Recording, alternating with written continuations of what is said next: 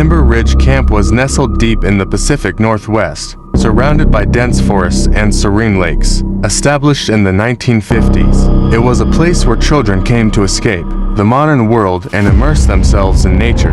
The camp was renowned for its adventure programs and friendly counselors, who made every summer unforgettable. But one summer, a darkness crept into Timber Ridge, bringing with it a chilling mystery. Among the campers that year were three friends, Alex, Emma, and Chris. They had been coming to Timber Ridge since they were kids and considered it their second home. This summer was special. It was their last before heading off to college, and they intended to make every moment count. The first few days were filled with the usual activities: swimming, hiking, and late-night campfires. The friends relished the freedom and the fresh forest air. But one evening, as they sat around the campfire, the head counselor, Mr. Harris, shared a story that sent shivers down their spines. "Has anyone heard about the legend of the Shadow Man?" Mr. Harris began, his voice low and grave. The campers leaned in closer, their faces illuminated by the flickering flames. "The story dates back to the early days of the camp," he continued. "It is said that a man once lived in these woods, a recluse who shunned human contact. He was a skilled hunter and knew every inch of the forest. One night, during a terrible storm, he vanished without a trace. Some say he was taken by the spirits of the forest. Others believe he became one with the shadows. Since then, campers have reported seeing a dark figure at the edge of the woods, watching and waiting." Emma scoffed, trying to hide her unease. "It's just a story, right?" Mr. Harris smiled, but his eyes remained serious. "Believe what you will. Just remember, if you see the Shadow Man, never follow him into the woods." That night, as they returned to their cabin, the story lingered in their minds. Chris, the most adventurous of the trio, suggested they explore the woods and see if there was any truth to the legend. "Are you serious?" Alex asked,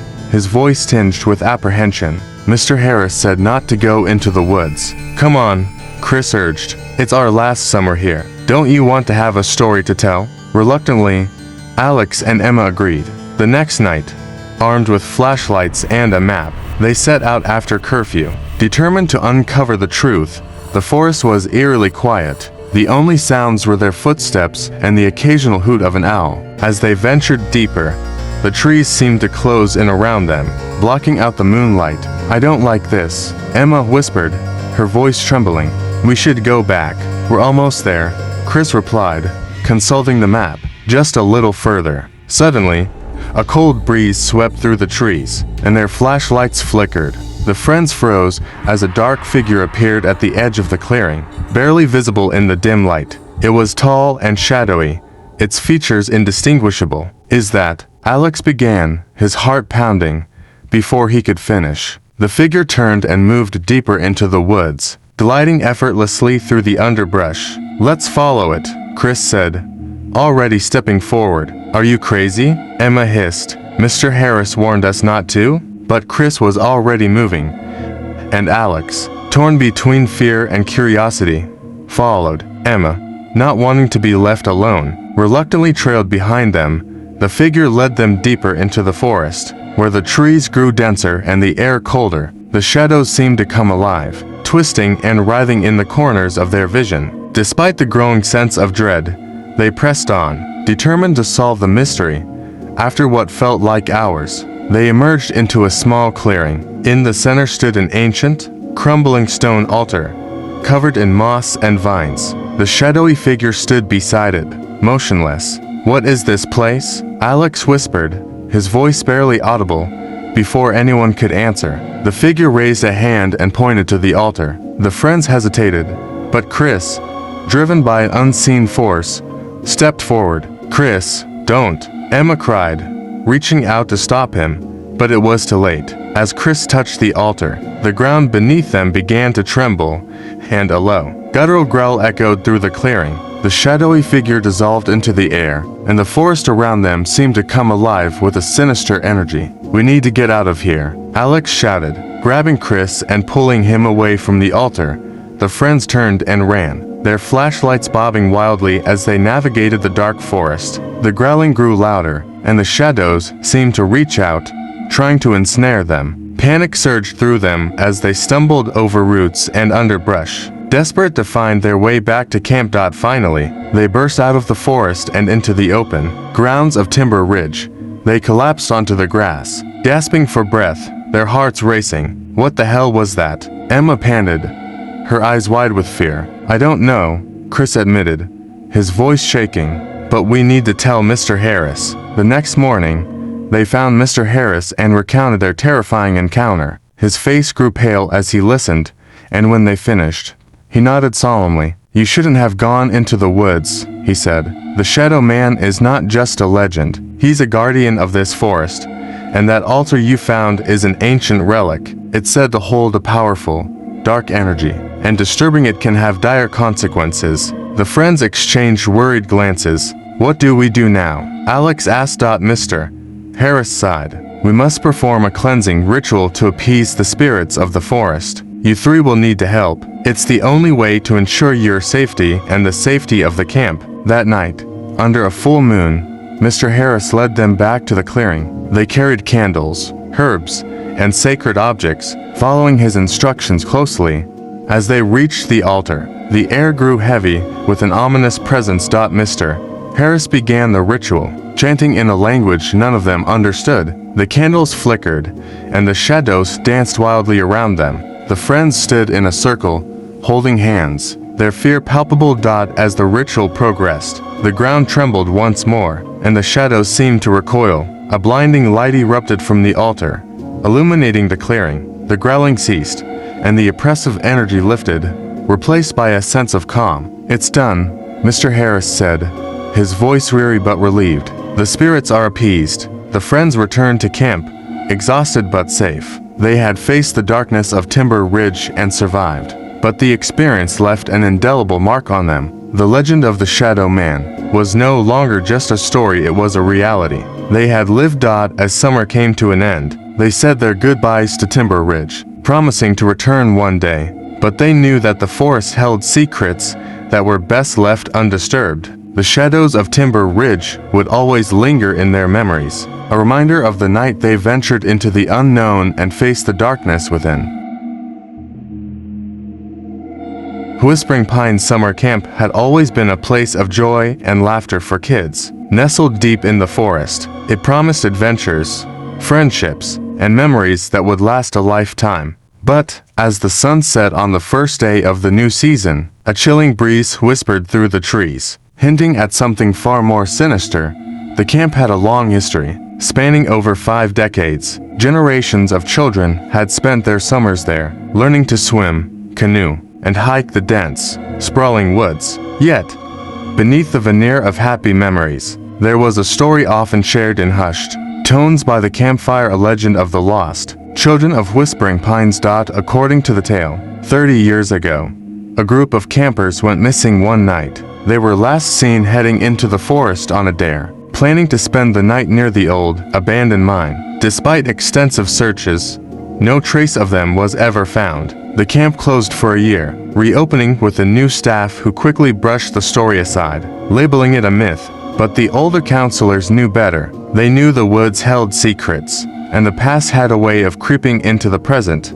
This summer, the camp was abuzz with excitement as campers arrived. Among them were 5 friends: Emily, Jack, Sarah, Tom, and Lucas. They were inseparable, having grown up together and attended the camp for years. As they settled into their cabins, they laughed off the ghost stories, confident that they were just tales to scare the new kids.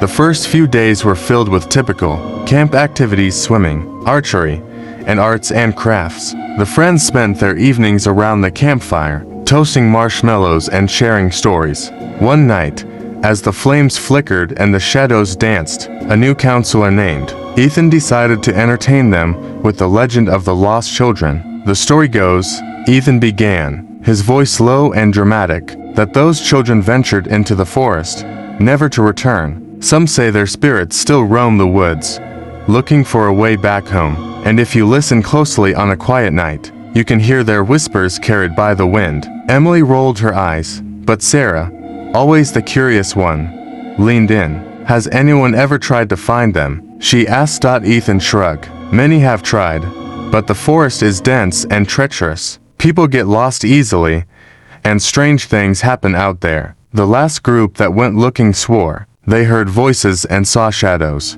moving between the trees. That night, as they headed back to their cabins, the friends couldn't shake the eerie feeling the story had left them with. Jack, the group's skeptic, tried to lighten the mood. It's just a story, guys. There's no such thing as ghosts. But Sarah was intrigued. What if we tried to find the old mine? She suggested. We could prove once and for all that there's nothing out there. Reluctantly, the others agreed. They planned to venture into the forest the following night, armed with flashlights and a map Ethan had left behind. As darkness fell, they slipped away from their cabins and into the woods, their path illuminated by the moonlight. Filtering through the canopy, the forest was eerily silent, the usual sounds of wildlife absent. The deeper they went, the more oppressive the atmosphere became. Strange shapes seemed to move at the edge of their vision, disappearing when they turned to look. Lucas, usually the bravest, began to feel uneasy. Maybe this isn't such a good idea, he muttered. But Sarah was determined. We're almost there, she insisted, pointing to the map. Just a little further. They pressed on, finally reaching the entrance to the old mine. It was a gaping, black maw in the earth, overgrown with vines and surrounded by ancient, twisted trees. The air was colder here, and the silence was absolute. Emily shivered. This place gives me the creeps. Let's just take a quick look and go back. They ventured inside, their flashlights cutting through the darkness. The walls were damp and covered in moss, and the floor was uneven and treacherous. As they moved deeper, they found remnants of old mining equipment and graffiti from previous explorers. Suddenly, a voice echoed through the tunnel. Help us. It was faint, almost a whisper, but unmistakable. The friends froze, their blood running cold. Did you hear that? Tom whispered, his voice shaking. Let's get out of here, Jack said, backing towards the entrance. But Sarah was transfixed, staring into the darkness. We can't leave now. What if someone really needs help? Reluctantly, they followed her deeper into the mine. The air grew colder, and the feeling of being watched intensified. The whispers grew louder, echoing off the walls. They rounded a corner, and came face to face with a horrifying sight. 5 ghostly figures stood before them, their eyes hollow and their faces twisted in eternal torment. The lost children of Whispering Pines. Help us, they repeated, their voices a haunting chorus. Panic surged through the group. They turned to run, but the way back seemed to twist and change, the mine becoming a labyrinth of darkness. Lucas tripped and fell, his flashlight clattering away. In the dim light, he saw one of the ghostly figures reaching out to him, its hands skeletal and cold. We have to get out of here, Jack screamed, grabbing Lucas and pulling him to his feet. But the spirits were relentless, their whispers growing more desperate. Stay with us, join us. The friends ran blindly through the tunnels, their breaths coming in ragged gasps. The mine seemed to close in around them, the walls shifting and narrowing. Emily screamed as a ghostly hand brushed her shoulder, its touch freezing cold. They burst out of the mine and into the forest, the night air a shock to their senses. But the whispers followed them, echoing through the trees. Help us. Desperate and disoriented, they stumbled through the woods. The path back to camp seemingly vanished. The forest seemed alive, shadows moving and whispering. Jack tripped and fell, his flashlight flickering out. The others stopped to help him, but the sense of dread was overwhelming. We're lost, Tom said, his voice barely a whisper. Sarah looked around, her eyes wide with fear. We have to keep moving. We can't stay here. But the forest had other plans. As they tried to find their way, the whispers grew louder, more insistent. Shapes moved in the darkness, closing in on them. Suddenly, Lucas screamed. A shadowy figure had grabbed his arm, its grip icy and unyielding. Help me, he cried, struggling to break free. The others tried to pull him away, but the figure's grip was too strong. With a final, desperate effort, Lucas was torn from their grasp and dragged into the darkness, his screams fading into the night. Panic-stricken, the remaining friends ran, their only thought to escape the forest. But the whispers were relentless, and the shadows seemed to follow them. One by one, they were picked off, dragged into the darkness by the ghostly figures. In the end, only Sarah remained, stumbling through the woods, her flashlight flickering. The whispers were deafening now, surrounding her. "Join us. Help us." Exhausted and terrified, Sarah collapsed to the ground, her flashlight finally going out. In the darkness, she felt cold hands close around her, pulling her into the shadows. The next morning, the camp was abuzz with concern. The friends had not returned, and a search party was organized. But despite hours of searching, no trace of them was found. Whispering Pines Summer Camp closed once again, the legend of the lost children growing even darker. Years later, the camp reopened under new management. The stories were dismissed as mere legends, and the new generation of campers arrived, eager for adventure. But deep in the forest, the whispers still echoed, and the shadows still moved, waiting for the next group of curious souls to venture too far into the darkness. For in Whispering Pines, the past never truly dies, and the lost children are always waiting, their whispers carried by the wind, a chilling reminder that some secrets are best left buried. Camp Ravenwood was a hidden gem in the heart of the Appalachian Mountains, known for its pristine lakes, towering pine trees, and the sense of camaraderie fostered among its campers. Generations of families sent their children there, confident that they would return with tales of adventure and newfound friendships. But as summer approached this year, the camp was about to open a new, darker chapter in its history. The camp had been closed for nearly a decade, following a tragic accident that claimed the lives of 2 counselors. The details of the incident were murky, but the camp's reputation never quite recovered. New management had taken over, determined to restore Ravenwood to its former glory. They renovated the cabins, cleared the overgrown trails, and advertised the camp's reopening with great fanfare. Among the first group of new campers were 4 friends: Mia, Jake, Lily, and Eric. They had been friends since kindergarten and were excited to spend their summer together at Ravenwood. The camp looked beautiful, and the promise of adventures in the wilderness thrilled them.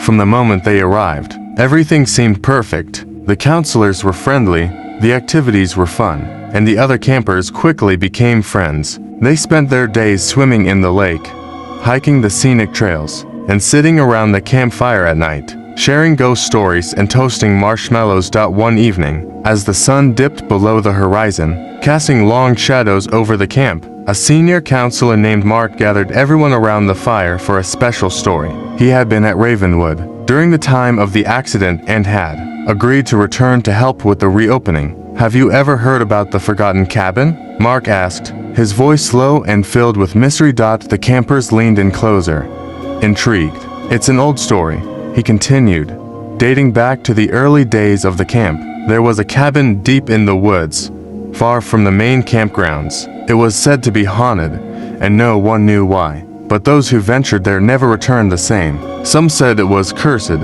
Others believed it was a portal to another world." Mia shivered, pulling her blanket tighter around her shoulders. Jake, ever the skeptic, smirked. "Sounds like a fairy tale," he said. Mark shrugged.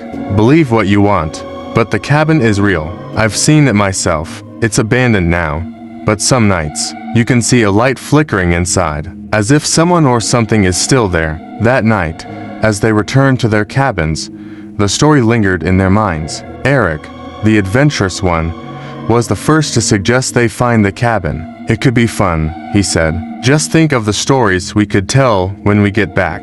Lily, usually the cautious one, surprised them by agreeing. "Let's do it. What's the worst that could happen?" The next day, they packed their backpacks with snacks, flashlights, and a map they borrowed from the camp's office. They planned to set out after lunch, hoping to be back before dark. The hike was beautiful, the dense forest filled with the sounds of birds and the rustling of leaves. The path they followed was overgrown, clearly not used for many years. As they ventured deeper into the woods, the atmosphere began to change. The air grew colder, and an eerie silence replaced the once lively sounds of the forest. "Do you think this is a good idea?" Mia asked, her voice barely above a whisper. "We're almost there," Eric said, checking the map. "Just a little further." Finally, they arrived at a clearing. In the center stood an old, dilapidated cabin, its wooden walls weathered by time. The windows were broken, and the door hung loosely on its hinges. Despite its condition, there was an undeniable aura about the place that sent a chill down their spines. Jake stepped forward, pushing the door open with a creak. Inside, the cabin was dark and musty, filled with broken furniture and cobwebs. The air was thick with the smell of decay. "Looks like no one's been here for years," Lily said, shining her flashlight around Dot as they explored. They found an old journal hidden under a pile of debris. The pages were yellowed and fragile, but the writing was still legible. It belonged to a boy named Thomas, who had been at the camp many years ago. The entries started out normal descriptions of camp activities, friends, and adventures, but as they read further, the tone changed. Thomas wrote about strange noises at night, shadows moving in the woods, and a feeling of being watched. July 15th. Something is wrong here. At night, I hear whispers outside my window, but when I look, there's no one there. The other kids don't believe me. They say I'm just trying to scare them. July 20th. I found the cabin today. It looks abandoned, but I feel like I'm being watched. I don't want to go back, but something keeps drawing me to it. July 25th. I can't sleep. The whispers are getting louder. I saw a light in the cabin last night. I think something is inside. The last entry was dated July 30th.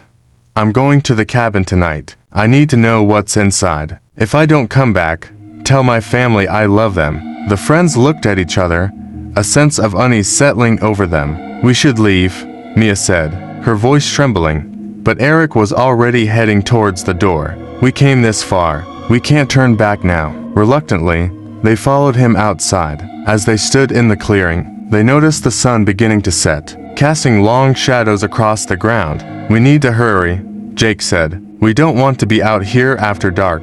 As they turned to leave, a light flickered in the window of the cabin. They froze, staring in disbelief. The light grew brighter, and they heard a faint whispering, just like Thomas had described. Let's get out of here, Lily said, her voice urgent. But before they could move, the door of the cabin slammed shut with a loud bang. The whispering grew louder, surrounding them. Panic surged through the group as they ran into the woods. Desperate to get back to the main camp, the forest seemed to close in around them. The once familiar path now twisted and unfamiliar. Shadows moved between the trees, and the whispering followed them, growing louder with each step. Mia stumbled and fell, scraping her knee. Eric helped her up, but they had lost sight of Jake and Lily.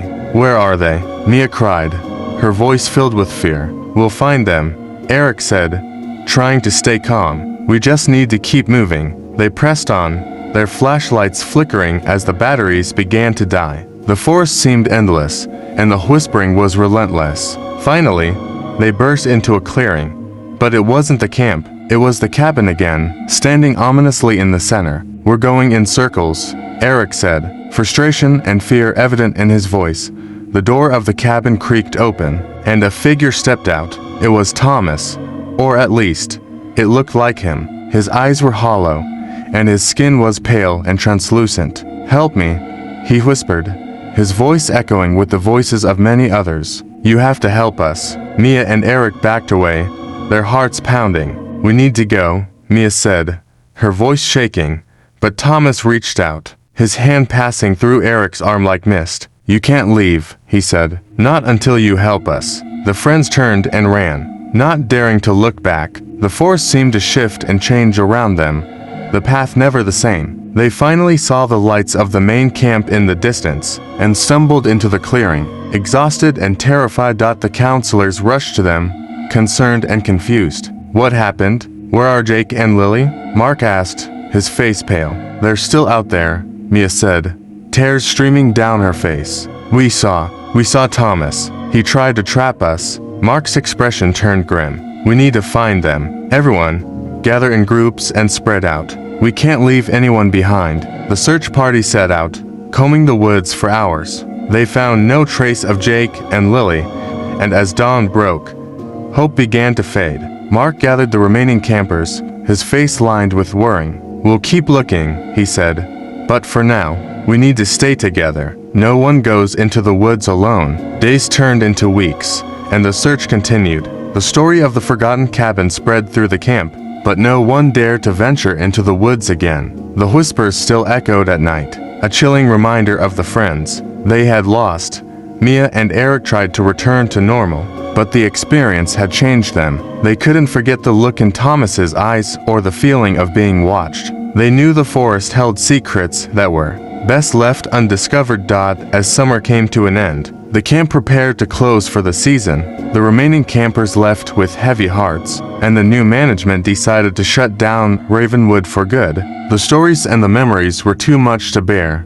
Years later, the camp remained abandoned, the cabins overgrown with vines and the paths reclaimed by the forest. But on quiet nights, if you listen closely, you could still hear the whispers of the lost souls, carried on the wind, calling out for help that would never come. For Ravenwood was a place where the past never truly stayed buried, and the spirits of the forgotten would always linger.